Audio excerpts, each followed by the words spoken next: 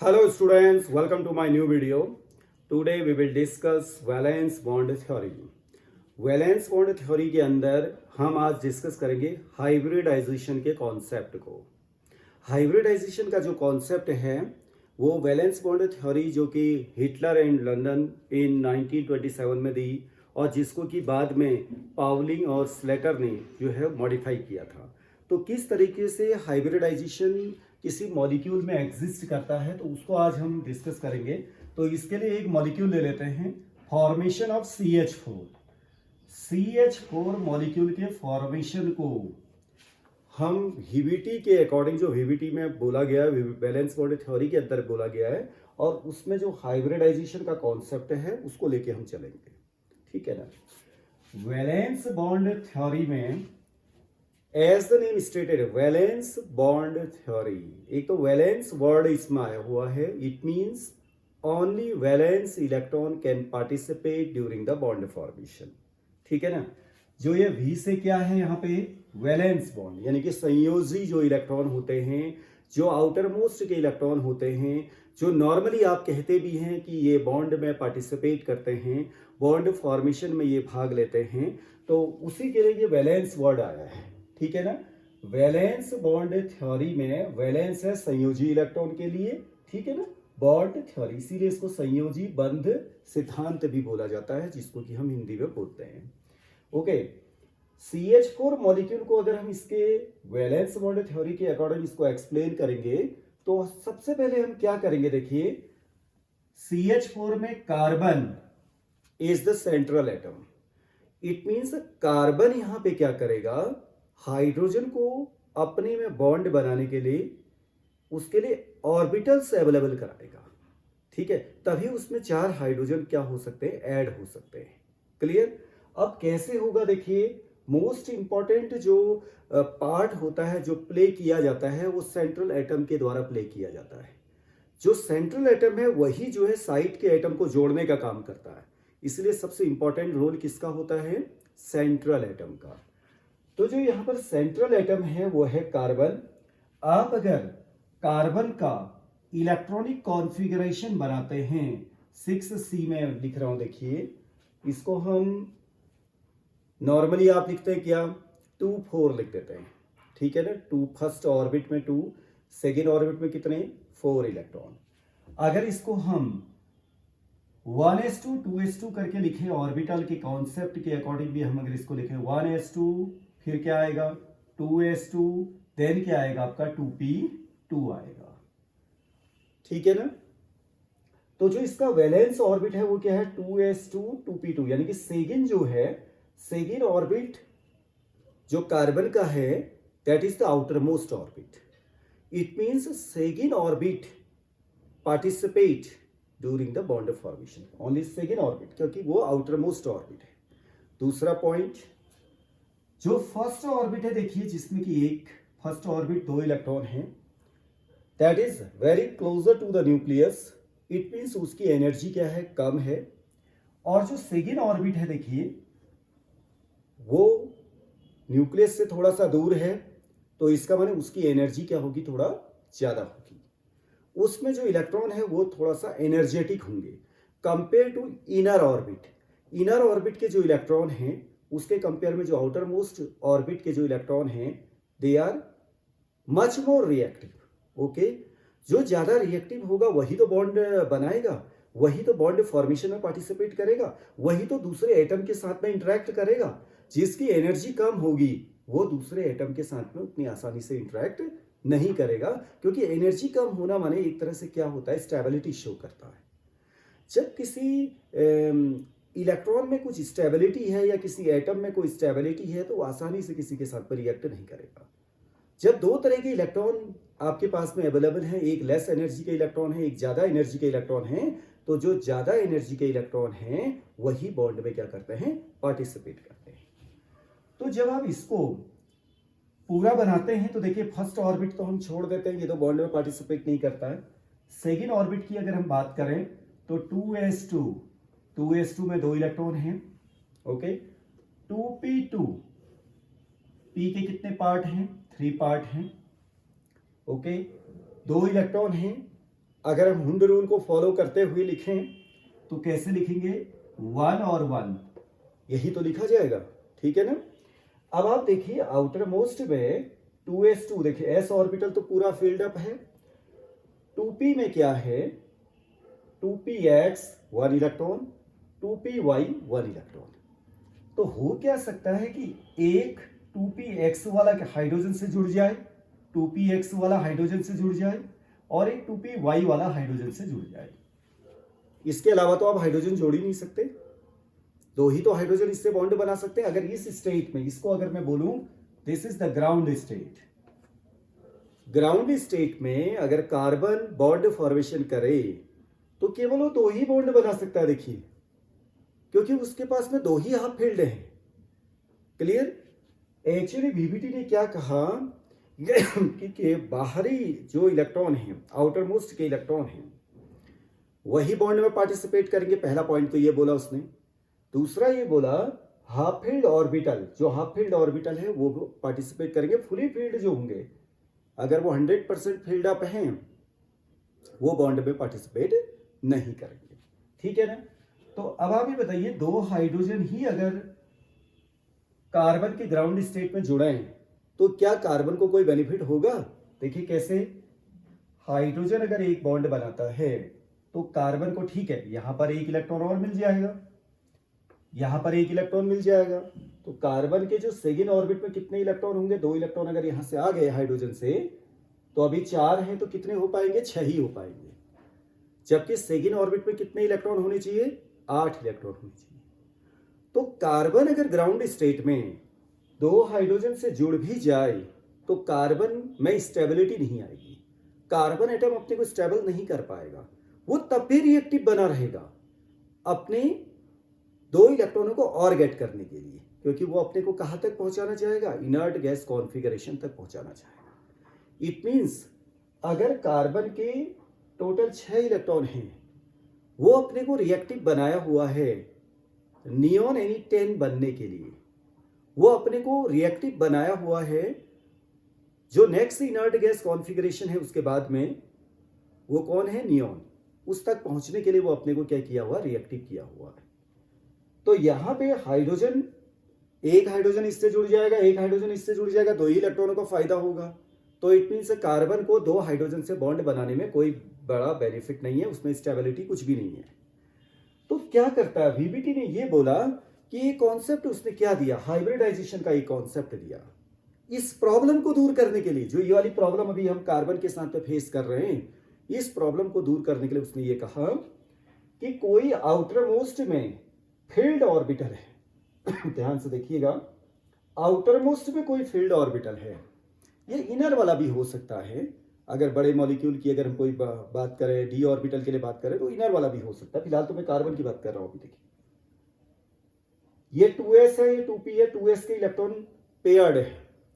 तो वीबीटी ने ये बोला कि जो पेयर्ड इलेक्ट्रॉन होगा वैलेंस ऑर्बिट में, वो अनपेयर्ड हो जाएगा, ठीक है। बॉन्ड में पार्टिसिपेट करने के लिए पहले आप उसको क्या करेंगे, अनपेयर्ड करेंगे।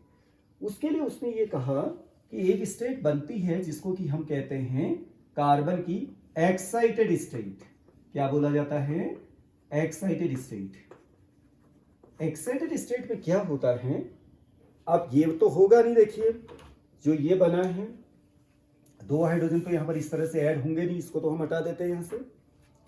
यहां से एक इलेक्ट्रॉन कहां चला आता है, यहां पे चला आएगा। क्लियर। 2s से एक इलेक्ट्रॉन कहां चला गया, 2pz में चला गया। अब जो 2pz में जाएगा, अब आपको यह भी लगता होगा कि एनर्जी कहां से आएगी। एक्चुअली जो एनर्जी आई वो इलेक्ट्रॉन इलेक्ट्रॉन रिपल्सन की वजह से आई। जो एनर्जी क्रिएट हो रही है, उस एनर्जी के द्वारा 2s का इलेक्ट्रॉन 2pz में चला जाता है। तो एक इलेक्ट्रॉन यहां चला गया, तो अब आपका यहां पर क्या बचेगा, देखिए ये एक ऑर्बिटल में एक इलेक्ट्रॉन, यहां पे जो है 3 जो आपके क्या थे, p ऑर्बिटल, एक इलेक्ट्रॉन ये भी हो गया। अब ये जो यहां आपको एंटी क्लॉकवाइज दिखाई दे रहा है, यहां पे जाकर के वो क्या हो जाएगा, अकॉर्डिंग टू हुंड रूल, पहले सेम स्पिन में रहेगा जो बाकी के स्पिन है, ठीक है।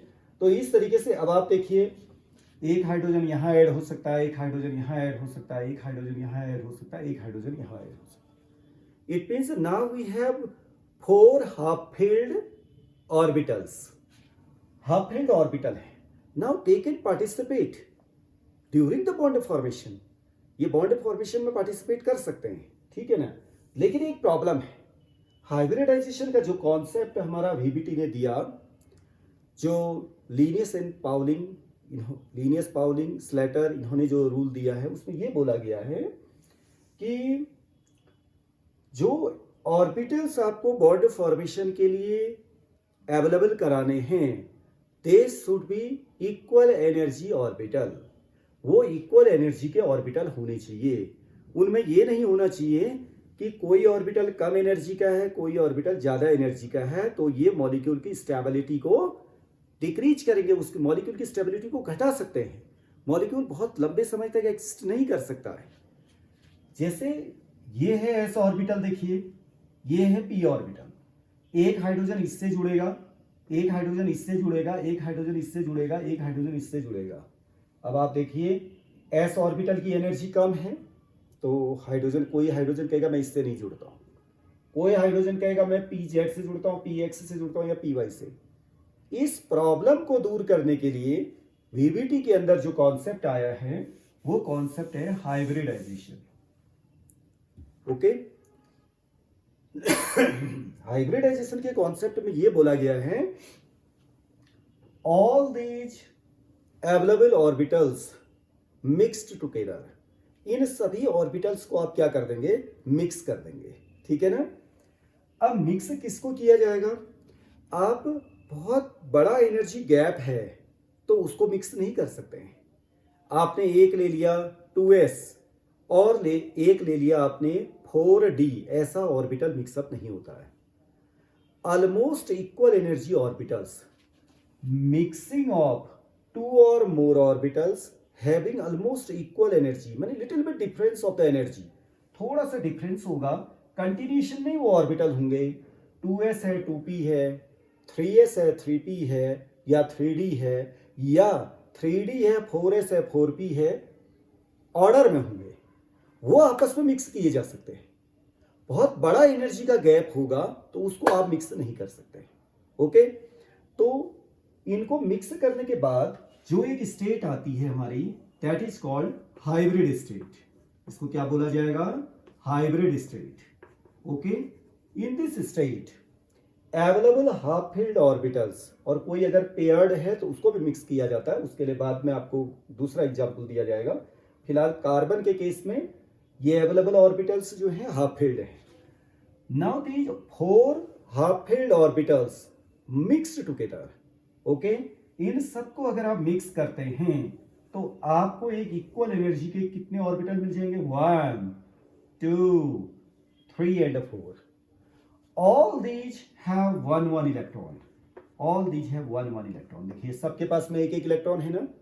Okay, now these are named as sp3।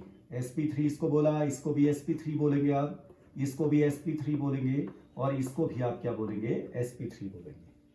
Now we have 4 equal energy sp3 hybrid orbitals for the bond formation with the hydrogen atom.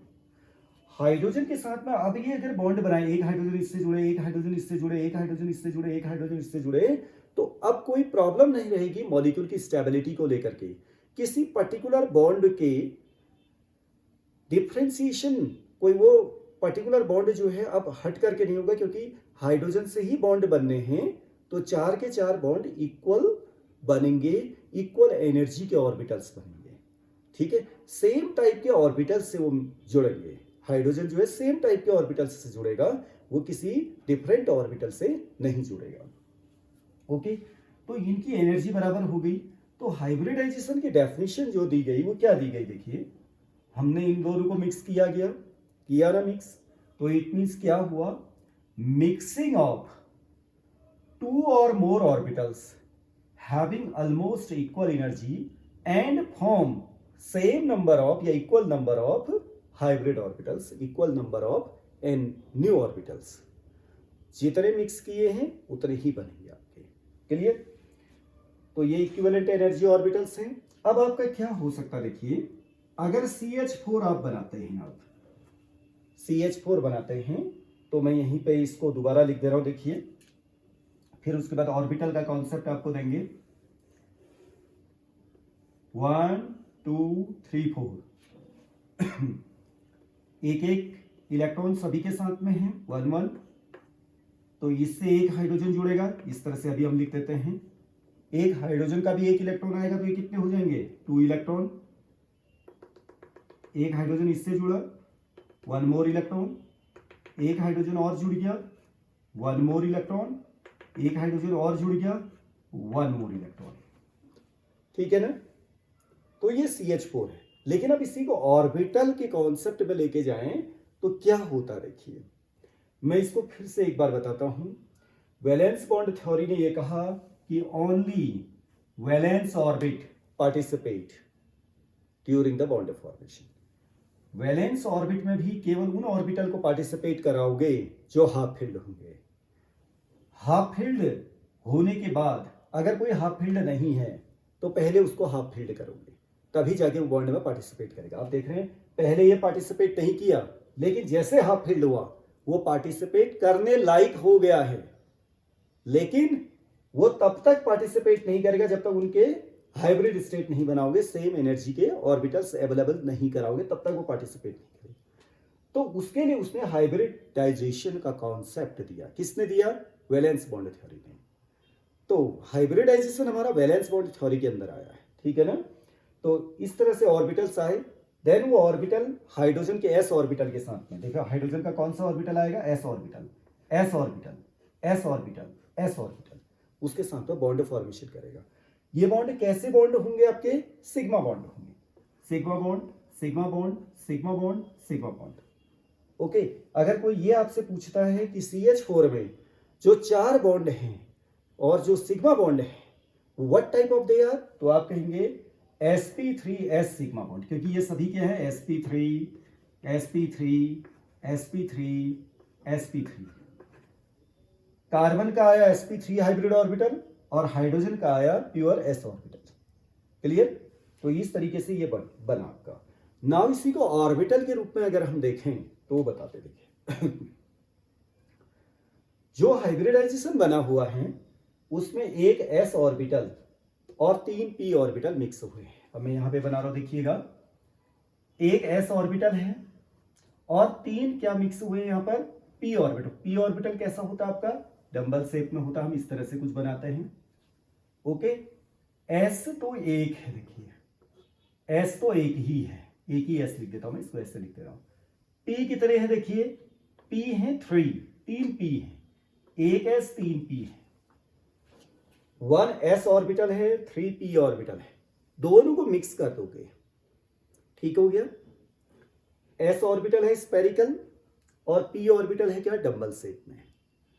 अब आप ये बताइए, जब एक 1 है s और p है 3, इट मींस s तो है 25%, ध्यान से देखिएगा, और p है कितना, 75%। s ऑर्बिटल तो मैंने 25% मिलाया, लेकिन p ऑर्बिटल कितने मिक्स किए हैं, 75% p ऑर्बिटल है। अब बताइए जो बनने वाली चीज बनेगी वो किसकी तरह लुक्स लाइक, कैसी होगी, किसकी तरह दिखती होगी, वो p की तरह दिखेगी। तो इन दोनों को जब मिक्स करते हैं, जब इन दोनों को मिक्स करते हैं तो जो एक ऑर्बिटल बनता है कुछ इस तरह से बनेगा, इस तरीके से आप बनाते हैं। एक छोटा लोब दिखाई देगा और एक बड़ा लोब दिखाई देगा। ये बोला जाता है sp3 हाइब्रिड ऑर्बिटल। इसको हम क्या बोलते हैं, sp3 हाइब्रिड ऑर्बिटल बोलेंगे। ओके, जो ये sp3 हाइब्रिड ऑर्बिटल बना हुआ है ये किसका है, कार्बन का है। अब कार्बन के साथ में आप देख रहे हैं कितने sp3 हाइब्रिड ऑर्बिटल बने हैं, 4, 1 2 3 4 4 हैं। अब 4 को यहां पे कैसे बनाएंगे, एक क्वेश्चन ये भी अराइज होता है। बहुत बच्चे कंफ्यूज करते हैं कि सर इसको तो हम ऐसे भी बना सकते हैं। देखिए मैं बनाता हूं, इसको यहां लगा देते हैं 1 इसका छोटा लोब इधर होगा, 2, 3 एंड 4। ऐसे भी तो हम लगा सकते हैं, फूल की तरह, मुकुट की तरह बन गया, क्राउन की तरह बन गया, ठीक है ना। छोटा लोब इधर होगा, इसके स्मॉलर लोब इधर बना देते हैं हम, ठीक। लेकिन इससे क्या होगा, देखिए इनके अंदर है क्या, एक एक इलेक्ट्रॉन है, एक एक इलेक्ट्रॉन है। आपस में क्या होता है, इलेक्ट्रॉन इलेक्ट्रॉन के बीच में रिपल्सन होता है।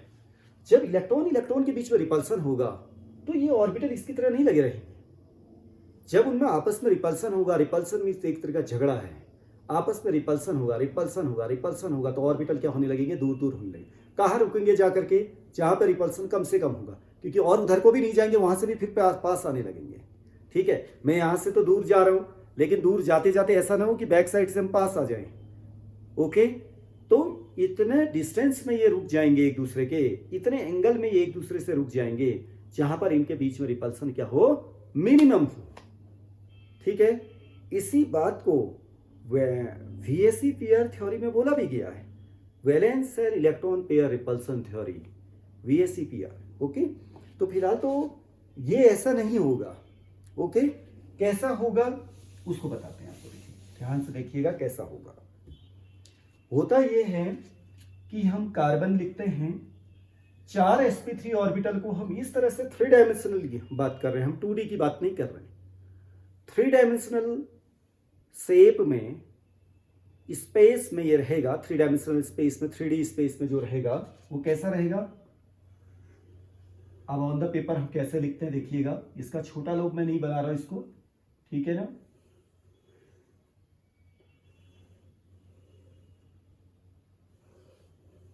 कुछ इस तरह से हम बनाते हैं, क्लियर।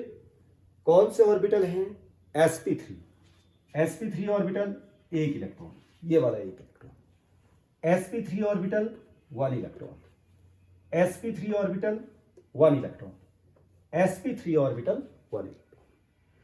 तो ये 4 अपने को 3D स्पेस में इस तरह से अरेंज करते हैं कि इनके बीच में जो रिपल्सन है, इनके बीच में जो झगड़ा है वो कम से कम है।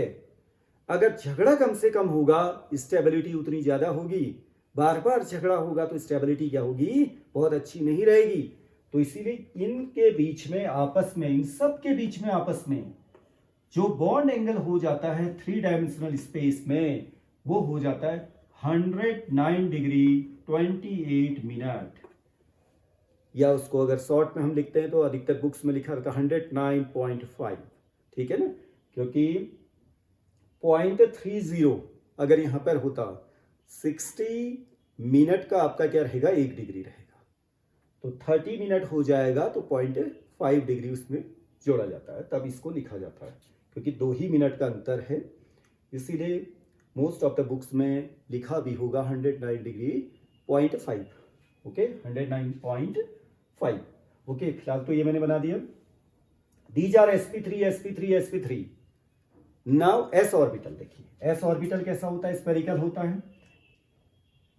s ऑर्बिटल किसका, हाइड्रोजन का, एक इलेक्ट्रॉन लेके आया, ये हाइड्रोजन का कौन सा ऑर्बिटल है, s ऑर्बिटल, हाइड्रोजन का s ऑर्बिटल, हाइड्रोजन का s ऑर्बिटल, हाइड्रोजन का s ऑर्बिटल। इस तरीके से ये 4 हाइड्रोजन इसमें लग गए, ठीक।